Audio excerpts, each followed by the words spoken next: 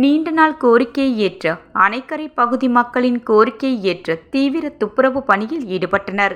சமூக சேவகரும் அம்மா மக்கள் முன்னேற்றக் கழக இணை செயலாளர் முனைவர் லாவண்யா செய்தார்.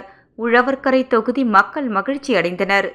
புதுவை அணைக்கரை சொக்கநாதன்பேட்டை மக்கள் எங்களது வீட்டை சுற்றியுள்ள புதர்களில் இருந்த பாம்புகள், தேள் மற்றும் எலி போன்ற ஜந்துக்கள் வீட்டுக்குள் நுழைந்து மக்களை அச்சுறுத்தி வருகின்றன. மேலும் நாங்கள் இத்தொகுதியில் உள்ள சட்டமன்ற உறுப்பினர் மற்றும் புதுச்சேரி உழவர்கரை நகராட்சி ஆணையரிடம் பலமுறை கடிதம் கொடுத்தும் இதுவரை எந்த நடவடிக்கையும் எடுக்கவில்லை. ஆகையால் உழவர்கரை தொகுதி அம்மா மக்கள் முன்னேற்றக் கழக இணை செயலாளர் முனைவர் மு. லாவண்யா அவர்களை சந்தித்து கோரிக்கை வைத்தனர். கோரிக்கையை ஏற்ற லாவண்யா அவர்கள் போர்க்கால அடிப்படையில் புதர்களை JCB இயந்திரம் மூலம் அகற்றினர்.